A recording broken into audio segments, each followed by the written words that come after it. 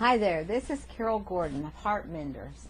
I have a passion to see marriages work.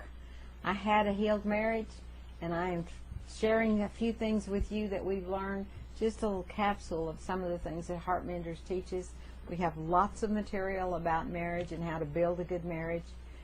But today I'm going to talk about designed to be different. Now you can get on the website the teaching notes from this, which has a grid I'm going to talk about to understand the design of how we're designed to be different, but that it absolutely is part of God's plan that we be different.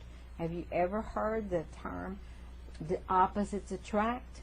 Well, it's not just about your interests and stuff. Those can be different or the same. Being a man and being a woman is the opposite enough for anybody. And we don't want this to be just alike. And most couples, when they're engaged, oh, we are so alike. We love all the same stuff, and we just enjoy each other because we're so alike. The minute the ring comes on the finger, they begin to discover the differences. And that's a good thing. That is a good thing. They discover that men look at things one way, women look at things another way. And that's because God designed them to be different. It's part of the plan. So we really have to come to terms with the design being meant to balance and complement, not isolate and separate. And the enemy wants us to look at differences and think, oh, I can't like that. It's different for me. No, it's supposed to be a balance and a complementary thing. We're not supposed to withdraw. We're supposed to press forward into that close relationship. But that depends on our attitudes and our thankfulness. But you wouldn't want somebody just like you to live with. I had a word from the Lord one time years ago that just helped me so much, because I had difficult people in my life. And I was probably difficult for other people. Who knew? It never looks like to yourself that you're the one that's difficult, but it could possibly be something we need to consider. But the Lord said to me, it's your imperfections that make you so endearing. And I had to really think about and ask Him to explain that to me. And He says, it's because you have to have me to be whole, to live in wholeness. You have to have me, He said. So He thinks that when He sees our imperfections, that it's going to draw us to Him, and it endears us to Him. He said, oh, look what this little one can do. I know that as they come to me, they're going to do better, and they're going to learn some things. So He has lots of patience with us, and we're grateful for that. But there's some differences I want to tell you a little bit about. I can't do the whole thing probably. But for instance, man is a giver and a woman is a receiver. Now, most women think that they are the ones that do the giving all the time, and they think men are takers. So you can see how perverted the world thinks about this. But men are designed to be the giver and women the receiver. The scripture in Ephesians chapter 5, 20 to 23, which is really longer than I want to read on here, is worth a lot of study. I spent a lot of time, and in my book,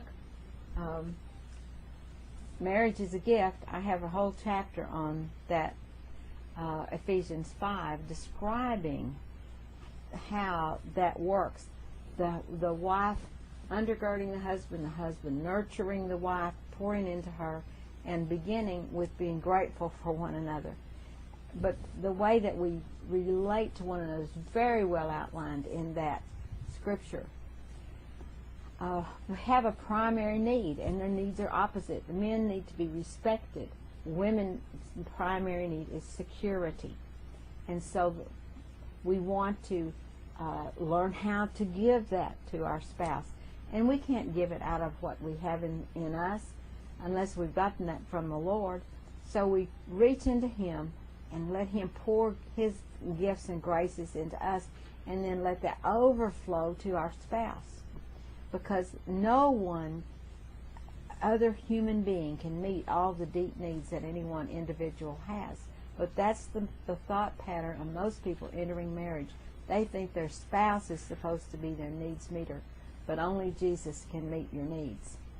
But men can give a protection to their wives, women can give honor to their husbands, and that feeds that need that they have. Men are headliners. Women are detail people. They just always see things from a different perspective. In their communications, he will say, I thought you knew I loved you.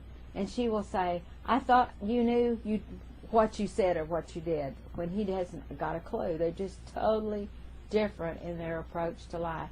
And there's lots of good books that elucidate that, which I've enjoyed reading myself. One is men are like waffles and women are like spaghetti, or men are from Mars, women are from Venus. You know, that sort of thing. The contrast in the way that men and women are designed. Men get their fulfillment from their work and their status, and women get their fulfillment in their relationships.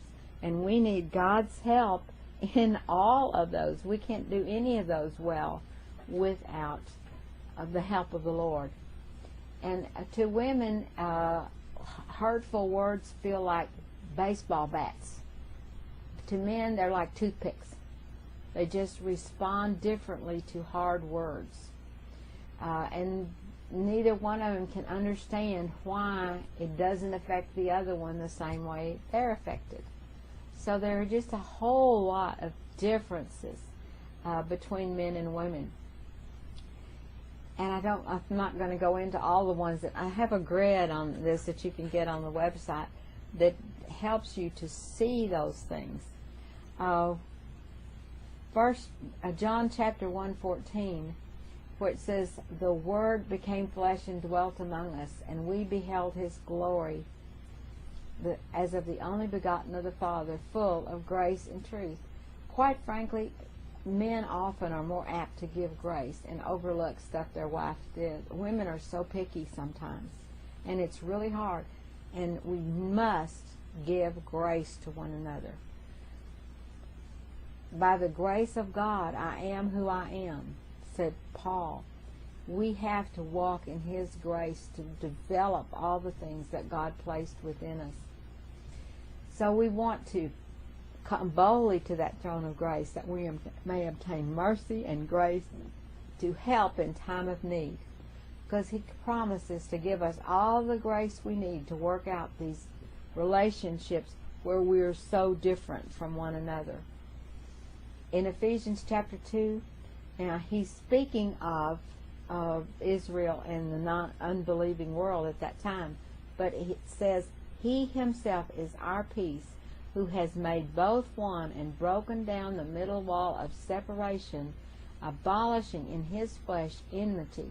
And there is a lot of enmity often between men and women, and we want to know that the Lord is on our side, and He can break down every wall that you've built towards your spouse and have great healing. And it's not too hard, because Hebrews 11:30 says, by faith the walls of Jericho fell down after they had marched around them 7 times and shouted. But if the whole walls of a whole city can come down by the power of God, your relational walls can come down too. And so we just want to thank the Lord for that.